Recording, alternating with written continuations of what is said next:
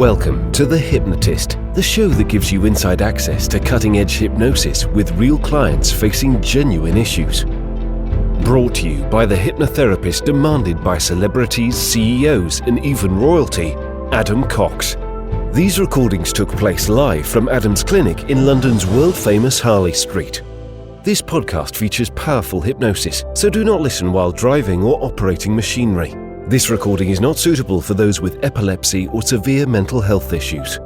So, get yourself comfortable and enjoy today's episode of The Hypnotist. Hi, it's Adam here, and in today's episode of The Hypnotist, you'll be listening to a weight loss hypnosis session that was created for a gentleman that was making progress, and he was steadily losing weight, but not at the speed that he wanted to. And while he was happy that he was making progress, he did feel that there was opportunities to make more progress.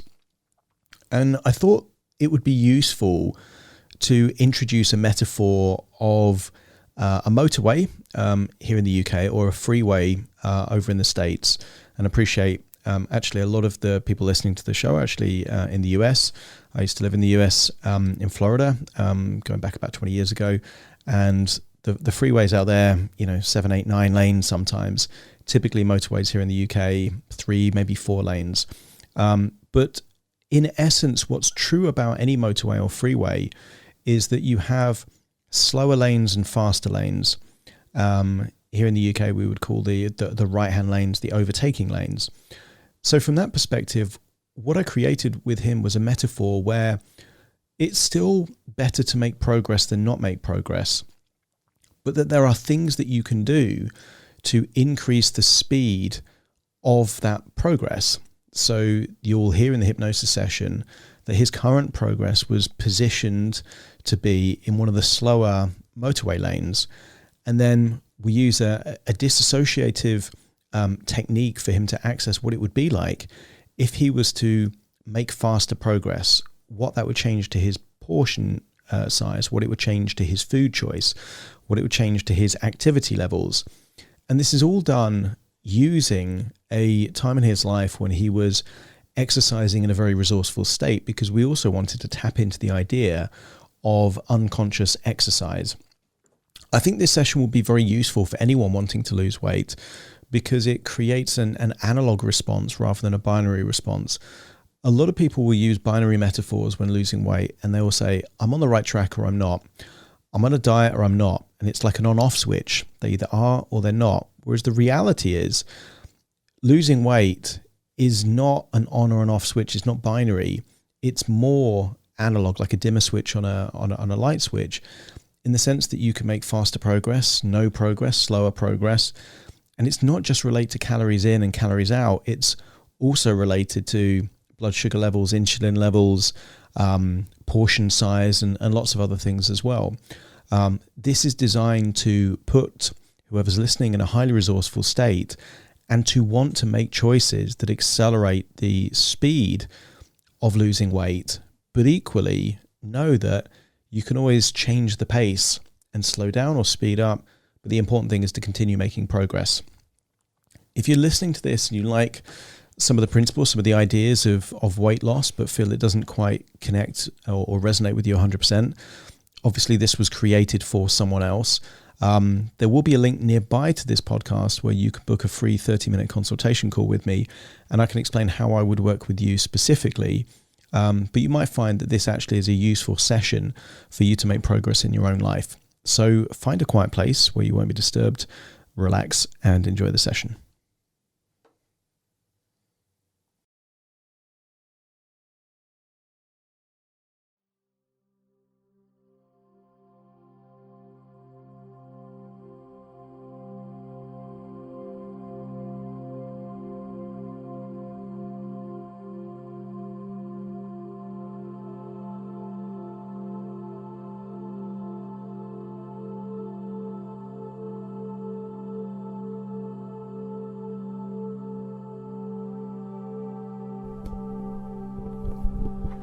Okay, take a deep breath in, and on the out breath, As you close your eyes, just notice that as you breathe in and breathe out, there's a sensation of breathing in, a feeling of relaxation on the inward breath and releasing tension on the outward breath. That's right.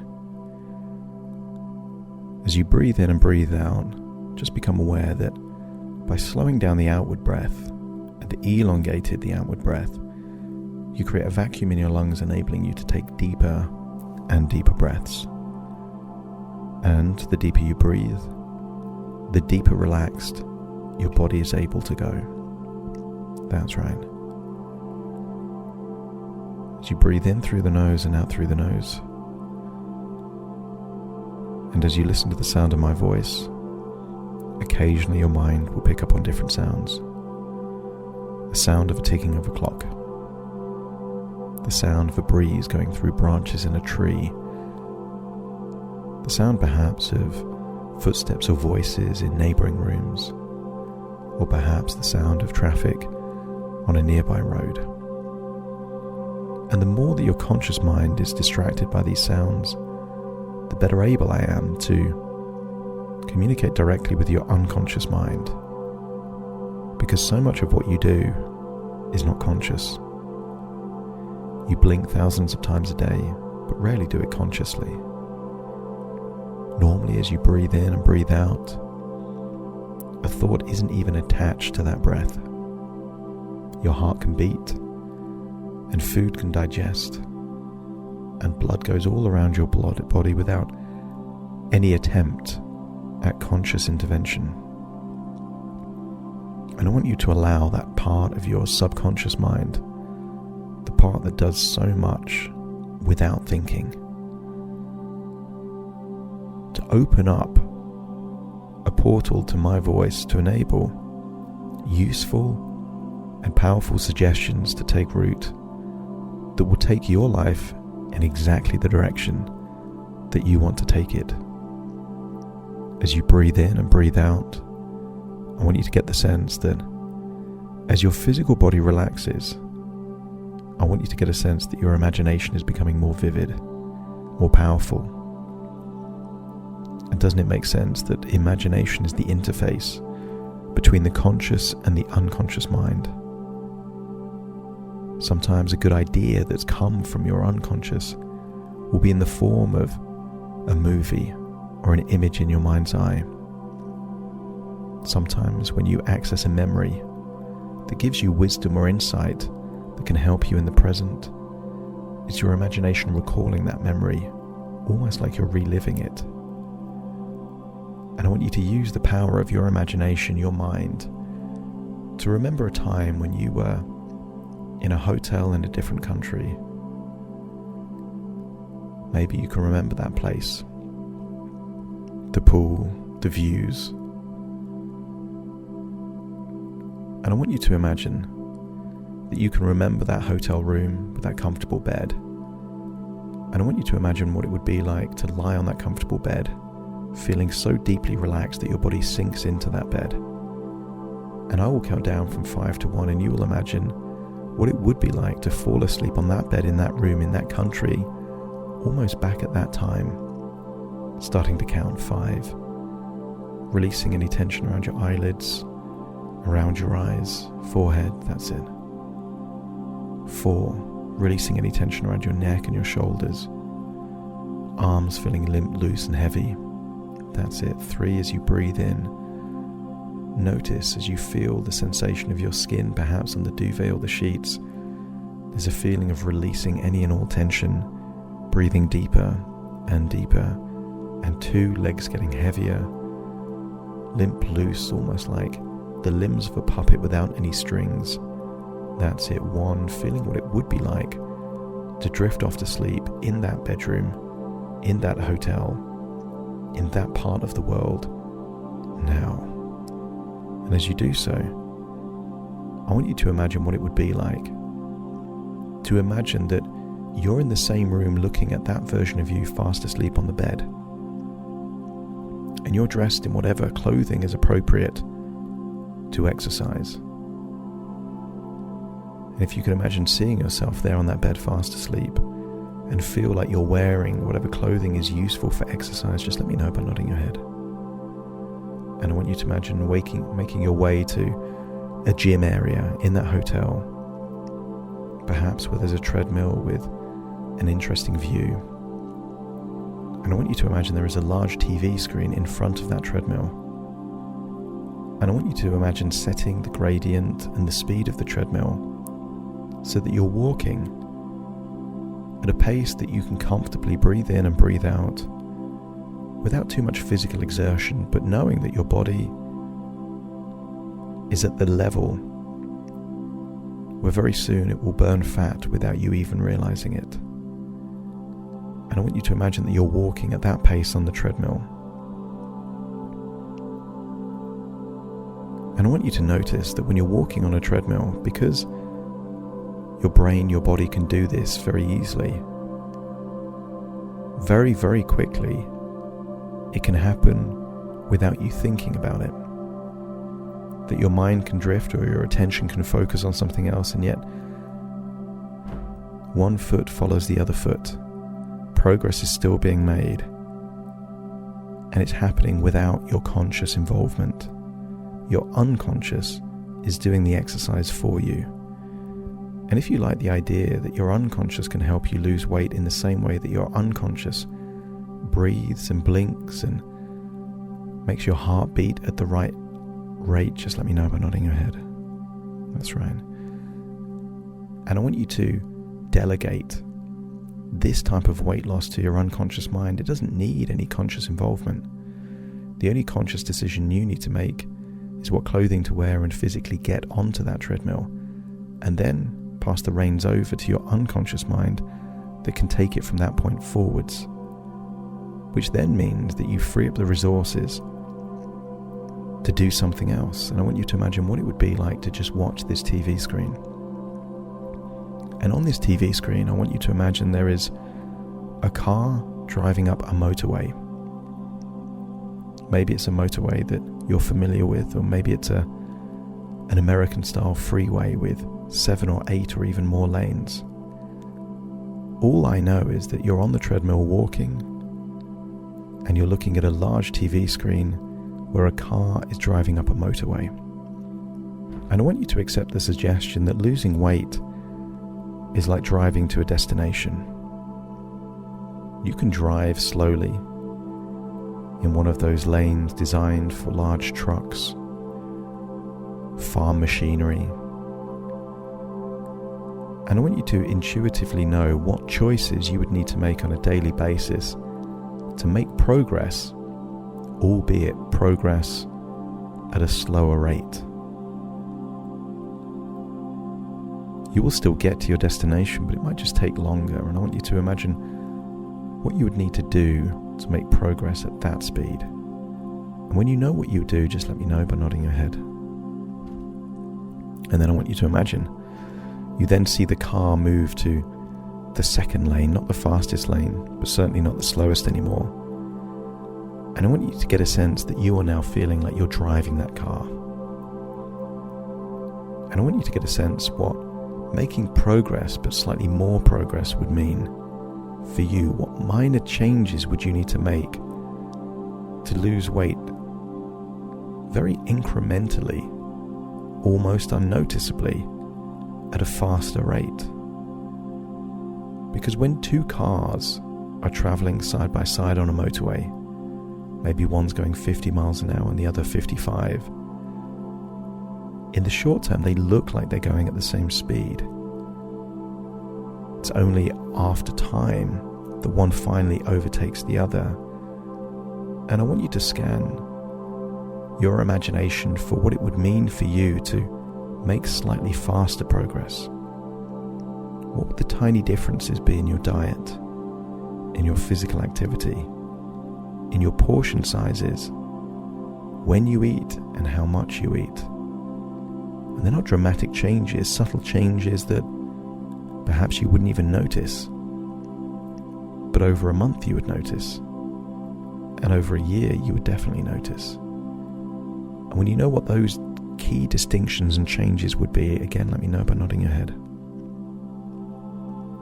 Imagine you're back on the treadmill looking at this large motorway. Maybe there are 5, 6, 7 lanes in this motorway.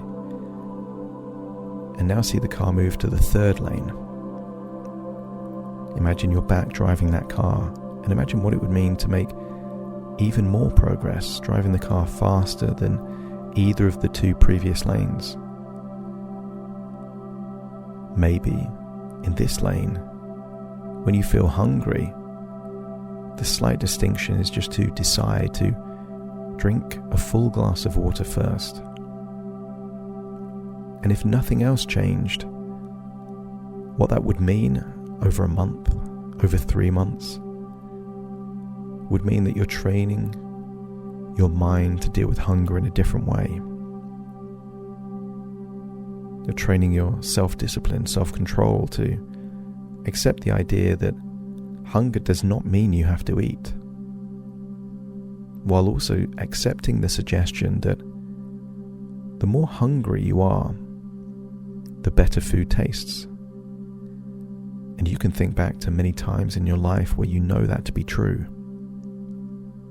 Maybe you can hear the voice of a parent telling you as a child not to eat a snack because it would spoil your appetite.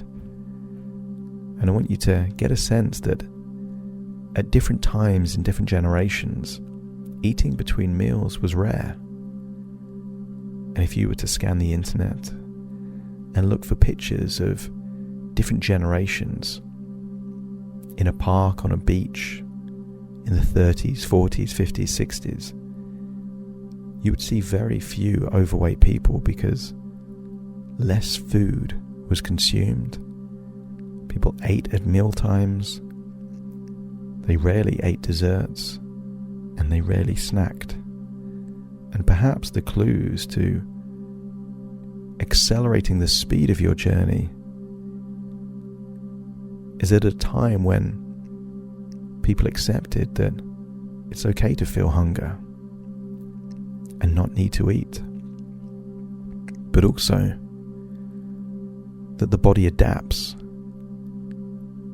And perhaps on day 1 there's a bit of hunger, and day 2 there's less hunger, and day 3, with whatever change you make, the body has adapted, the stomach has shrunk. The biochemistry in the body, where the body is expecting food, has adjusted to a new schedule, a new time. So hunger doesn't even appear a few days into a new change. Imagine being back on the treadmill, seeing that screen, that car. Imagine it moving another lane across to the even faster lane, what some would consider an overtaking lane. And I want you to imagine now driving that car and imagine, what would life be like in this lane? There is a law of compounding, that change built on change built on change creates exponential change, rapid change. So building on already the changes that you've made, what additional things could be added to accelerate already steady, regular, significant progress? And maybe it's the idea of doing exercise in a way that it doesn't feel like exercise. Maybe it's going for a walk while listening to a podcast. Maybe it's watching a TV show while walking on a treadmill. Maybe it's going to an exercise class, but more because you know there is a social, human element of staying up with everyone else. So the exercise is secondary to just keeping pace. As your mind considers different opportunities, it also accepts that the one immutable law of weight loss is a calorie deficit. And you can reduce your calories by eating less or eating differently, but you can also amplify that calorie deficit by increasing the energy expenditure. See yourself move from whatever lane you were in to the furthest lane, the fastest lane. And in this lane, there is a belief that body fat is like a battery pack, like a power bank that you might use for your phone as an emergency charging device. And in this lane, you have a different mentality. You're looking at your body fat as a power bank of energy. And you've figured out that there are ways to expend that energy that doesn't feel too challenging. Exercising in a way that feels like fun. Exercising or being active in a way that you don't even realize what you're doing. And by doing so, you're building up a belief system. So the goal here isn't to lose weight. It's to use the energy in your battery pack. And perhaps you can make an image in your mind of one of those power banks that has a percentage. And you've seen this before, where there might be 90% power left in the power bank, or 70% or 60%. And I want you to intuitively put a figure, a percentage figure, on how much of your body fat that you've already lost that you wanted to lose, and how much is remaining, and then that becomes the percentage figure on the power bank of your body. And your mind will think of creative, interesting, and fun ways to start using your stored energy. And the key question your mind will ask is, how can I use my stored energy and enjoy the process? I want you to imagine being back on that treadmill, and there's no longer a motorway, a freeway on the screen. I want you to imagine seeing a lottery winner. Maybe you can see them holding a ginormous check. And I want you to accept the suggestion that a belief system that some people have when they win the lottery is that their job is to spend that money. And with that belief, with that mentality, they think of fun, creative ways to spend that money until the money is all gone. I want you to consider your body fat as lottery winnings. And I wonder what might happen if, rather than thinking that you've got a chore, a job to do to lose this body fat, I want you to get yourself in the mindset of a lottery winner. That you've got thousands of calories and you get to spend them however you want. Step into that screen and feel how good it feels to be a lottery winner. Imagine holding that ridiculously big check made of cardboard. But instead of money being on the front of that check, I want you to imagine there are thousands of calories written on that check. I want you to imagine you're being interviewed by some famous TV presenter, and they're asking you, how are you going to spend your calories? I want you to accept that calories are just energy, and this is energy that you've already banked rather than have to earn by eating food. And I want you to imagine what you would say to that presenter as to how you would spend these calories, how you would expend this energy, but do it from the mentality of you've had this fortunate win, and perhaps there's creative, fun, or ridiculous things that you could do. Maybe there's things you've always wanted to do. Or maybe you would be a more sensible spender of those calories. But allow the fun, creative part of your subconscious mind to look at things differently. Most people carry a weight of struggle and obligation and stress to the idea of losing weight. but try on a fun, enthusiastic, excitable approach to spending your calories, to using the energy in your stored power bank. Allow your mind to entertain all these different ideas that you could do. But imagine you're doing it with a smile on your face, in the same way that a lottery winner might go to a car dealership and try and buy a brand new sports car in cash. I want you to imagine what it would be like to spend your energy in the most fun way possible. And in doing so, you're creating new positive associations that body fat is just energy, is energy that you've paid for, and now you get to spend it. Spend it in whatever way creates the most joy and pleasure and fun in your life. And then you find yourself back on that treadmill, looking at yourself on a sofa. But I want you to imagine that presenter is interviewing you 1 year in the future, asking you what you did to spend your calories.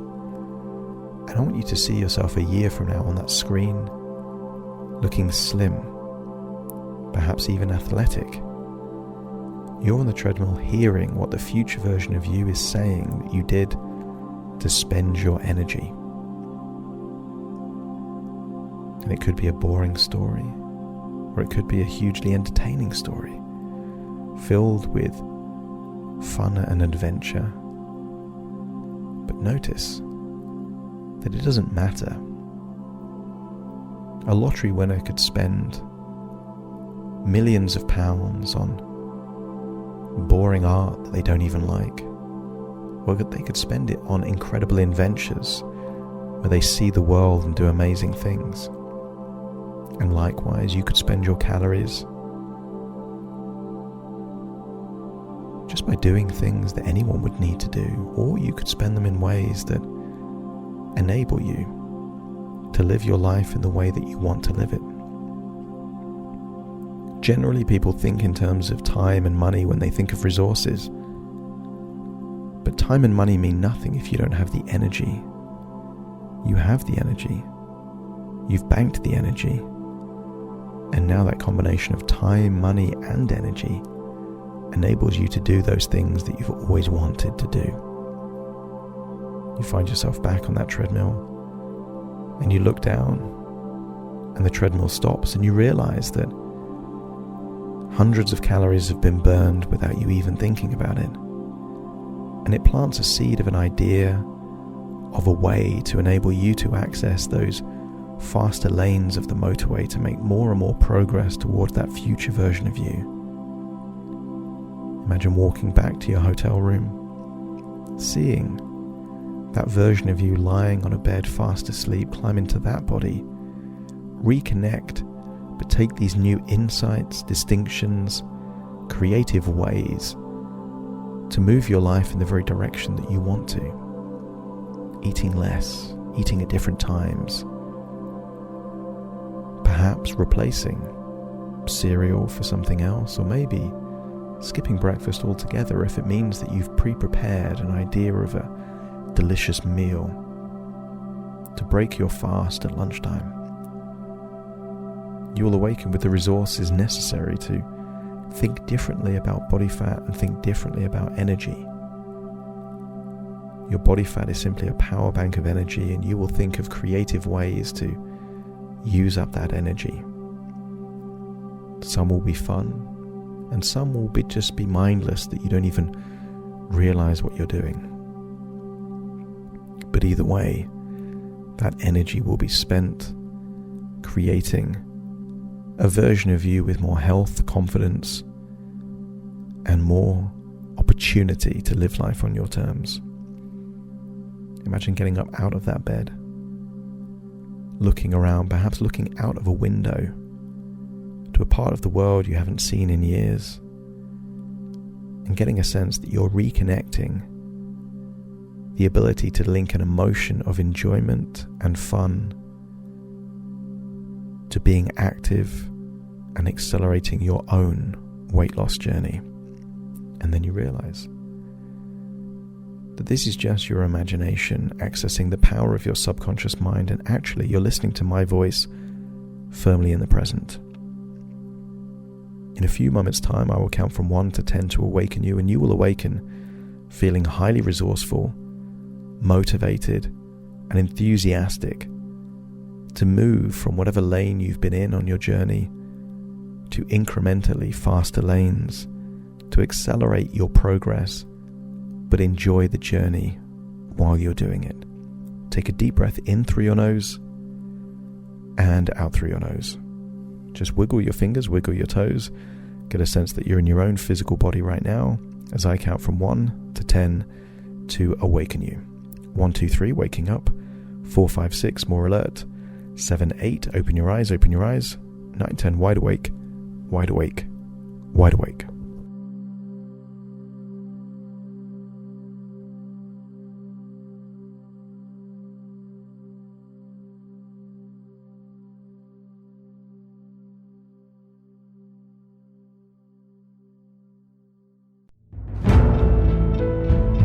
Thank you for listening to The Hypnotist with Adam Cox, the show that gives you inside access to cutting-edge hypnosis with real clients facing genuine issues. To automatically receive the latest episodes, please subscribe. If you'd like to support the show, please share this episode with just one friend you think it could help. And if this episode helped you, please leave us a 5-star review.